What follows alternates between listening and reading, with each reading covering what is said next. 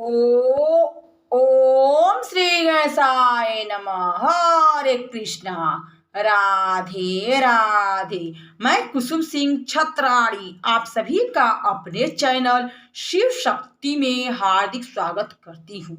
आज मैं आप लोगों को शिव महापुराण के सप्तम वायव्य संहिता उत्तरार्ध के दूसरे अध्याय की कथा सुनाने जा रही हूँ। वायुदेव द्वारा संसार चक्र का विश्लेषण। ऋषि बोले, पाशुपत ज्ञान क्या है और शिव जी को पशुपति क्यों कहा गया है तथा क्लिष्ट कर्मा श्री कृष्ण जी ने धम्याग्रह से कैसे पूछा, हे वायुदेव यह सब कहिए, आपके समान वक्ता त्रिलोकी में ऐसा कोई समर्थ नहीं है।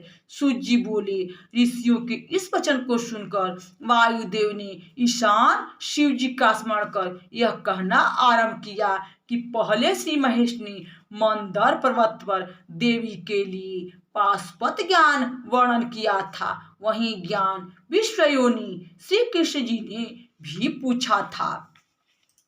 तब मनु मुनि ने श्री कृष्ण जी को जैसा उपदेश दिया वैसा मैं संक्षेप में कहता हूँ, ध्यान देकर आप लोग सुनिए।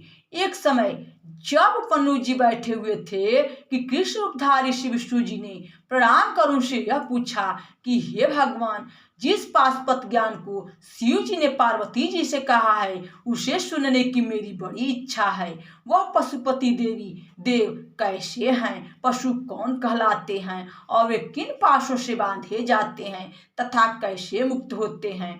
जब महात्मा उपमन्यु जी से उन्होंने इस प्रकार कहा तो देवी पार्वती को प्रणाम कर उपमन्यु जी बोले, आदि ब्रह्म से लेकर अस्थावरों तक सारा संसार देव देव शूलधारी शंकर के वश में है और वे सभी पशु हैं। उनका पति होने से वे देव देव पशुपति कहलाते हैं और वही मल और मायादिक पाशों से उन्हें बांधते हैं। वही भक्तों के उपास्य हैं जो उन्हें पाश मुक्त कहते हैं। यह सब कुछ माया की रचना है जो 24 तत्वों में कही गई है और वही विषय कहलाते हैं जिनसे जीव पास बंधन में पड़ा रहता है। ब्रह्म से लेकर अस्तम पर्यंत पशुओं को महेश्वर इन्हीं पाशों से बांधकर जगत के कार्य कराते हैं। महेश्वर की प्रेरणा से प्रकृति वृद्धि उत्पन्न कर उससे तत्वों की उत्पत्ति करा देती है। पहला अहंकार, 10 इंद्रियां, मन, सूक्ष्म, कलात्मक, शब्द, स्पर्श, रूप, रस, गंध और पंचमता मात्रा, ये कुल 24 तत्व शिव जी की आज्ञा से तन मात्राओं में शासित हुए। उनमें यथाक्रम महाभूतों की उत्पत्ति हुई और ब्रह्मा से तीर और देह पर्यंत देह की संगति हो गई। महाभूतों ने ही सबको उत्पन्न किया, उसी से निश्चयात्मक बुद्धि और अहंकार निकला जिससे चित्त को चेतना और मंत्र को संकल्प युक्त कर दिया, जिससे स्रोत ने उत्पन्न और शब्द आदि को पृथ्वी ग्रहण किया और उसने स्वयं ही न कि अन्य किसी देव के बल पर और केवल शिव जी की आज्ञा के बल से वाग आदि एवं सब कर्मेंद्रियां हुई जिन्होंने अपने अपने कर्मों को ग्रहण किया तथा शब्द आदि भी ग्रहण करने लगे, वचन आदि होने लगे। सब शिव जी की आज्ञा है जिसका उल्लंघन कोई नहीं कर सकता। वे सबसे प्रबल हैं, वही सब प्राणियों को अवकाश देने वाले और परमेश्वर हैं। उनकी आज्ञा से ही आकाश सर्वगामी है और प्राणादि संयुक्त नाम भेद से जगत में भीतर बाहर से प्रबंधन यानी पवन उसे धारण करता है।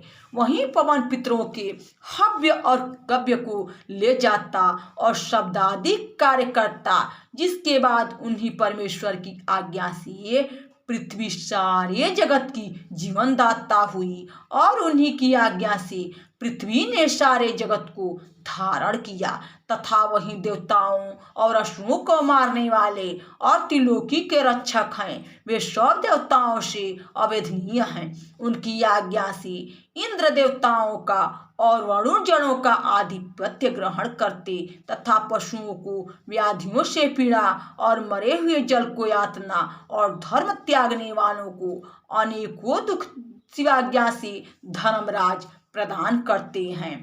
इसी प्रकार भूतों के पुण्यारूप विश्वभूषों के शासक और पाशों से बांधने वाले हैं। वहीं शिव जी की आज्ञा से निशाचरों के शासक और दंड करता है। उन्हीं से अचपति कुबेर होकर सबको धन देते हैं और बुद्धिमानों को संपत्ति और ज्ञान देते हैं। वहीं ईशान देव शिव जी की आज्ञा से दुष्टों का निवारण करते और शेष जी पृथ्वी का भार धारण करते हैं।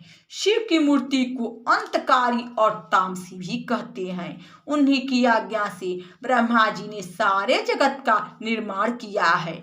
इस प्रकार वही अपनी मूर्तियों से सृष्टि पालन और संहार का कार्य करते हैं। वही काल है, तीनों पर उन्हीं का शासन है तथा वही विश्वात्मा काल को जगत को पालते और ग्रहण करते हैं। उन्हीं के इन तीन अंशों से जगत को धारण कर तेज से वृष्टि होती और यही सूर्य रूप हो अंतरिक्ष से वर्षा करते हैं तथा वहीं शिव की आज्ञा से सब औषधियों को पुष्ट कर प्राणियों को प्रसन्न करने वाले हैं। उन्हीं चंद्रभूषण के शासन से देवता अमृत पान करते और आदित्य, वसु, रुद्र, अश्विनी कुमार, मरुत, खेचर, ऋषि, सिद्ध, सर्प, मनुष्यादि, पशु पक्षी, कीटादि तथा असुरादि, नदी, समुद्र, पर्वत,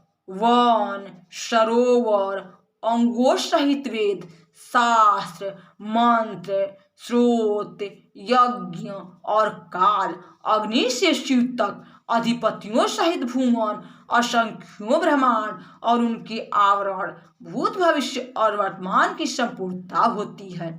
दिशा विदिशा सहित काल भेद से कलादि यह जो कुछ भी जगत में देखा और सुना जाता है वह सब शंकर की शक्ति और उन्हीं की आज्ञा से इस प्रकार अधिष्ठित है। उन्हीं की आज्ञा से यह धरा स्थित है तथा पर्वत, जलधर, समुद्र, ज्योतिर्गण और इंद्रादि सभी देवता स्थित हैं। यह सब उन्हीं शिव जी महाराज के महा आश्चर्यदायक चरित्र हैं कि जिनके अमित कार्यों को वेदादि शास्त्रों में मैंने सुना है वह तुम भी सुनो। जब पहले देवताओं सहित इंद्र ने असुरों को जीतकर यह विवाद किया कि हमने जीता, तो उनके इस विवाद को समाप्त करने के लिए श्रेष्ठ वेश धारण कर महेश्वर उनके मध्य में आ प्रकटे और यक्षराज के समान बनकर एक तृण पृथ्वी में रख कर बोले,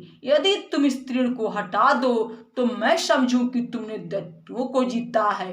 तब उस यक्ष के यह वचन सुनकर वज्रधारी इंद्र हंसने लगे और उन्होंने उस तृण को हटाने का उद्योग किया, परंतु उठाने को कौन कहे, मन से भी वे समर्थ न हुए। तब अपना वज्र मारकर उन्होंने उसे काट देना चाहा, परंतु उस तृण रूपी वज्र ने इंद्र के वज्र का तिरस्कार कर दिया। इंद्र का वज्र उसके तेज को सह न सका और व्यर्थ पृथ्वी पर गिर पड़ा। अन्य महाबली लोकपालों ने भी उस तृण के ऊपर अपने हजारों अस्त्र छोड़े। इससे महाअग्नि प्रज्वलित हो गई और स्वच्छ आयु ने प्रवाहित हो प्रलय काल का दृश्य उपस्थित कर दिया। समुद्र चलायमान हो गया। इस प्रकार तृण के उद्देश्य से हे कृष्ण सब देवताओं का पराक्रम व्यर्थ हो गया। तब देवताओं ने असहनशील होकर उस यक्ष से पूछा, हे यक्ष तुम कौन हो? उनके ऐसा पूछते ही वह अंतर ध्यान हो गए और उसी समय एक स्वर्णमयी देवी दिव्य भूषण पहने शोभायमान उस स्थान स्थित आकाश में प्रादुर्भूत हुई, जिसे कि देखते ही इंद्रादि सब देवताओं को बड़ा आश्चर्य हुआ और वे उसे प्रणाम कर यह पूछने लगे कि वह यक्ष कौन थे। उसे सुनकर देवी ने हंसते हुए कहा, वे तुम्हारी सब इंद्रियों से नहीं दिखाई पड़ सकते, क्योंकि वे ही तो इस संसार रूपी चराचर से युक्त चक्र के भ्रमण करता और आदि में संसार के रचयिता होकर फिर संहार करता हो गए हैं। उनका कुछ नियम नहीं है और वही सबके नियंता है। ऐसा कहकर जगत जननी महादेव जी अंतर्ध्या महादेवी सॉरी ऐसा कहकर जगत जननी महादेवी अंतर्ध्यान हो गई और सब देवता भी उन्हें प्रणाम कर स्वर्ग चले गए। यहाँ शिव महापुराण के सप्तम वायव्य संहिता उत्तरार्ध के दूसरे अध्याय की कथा समाप्त हुई। बोलो शंकर भगवान की जय, मैया भवानी की जय। हरे कृष्णा, राधे राधे। भक्तजनों, यह भोलेनाथ की कथा है। कम से कम आप लोग कमेंट बॉक्स में हर हर महादेव तो लिखा कीजिए, जिससे भोलेनाथ की कृपा आप सभी पर सदैव बनी रहे।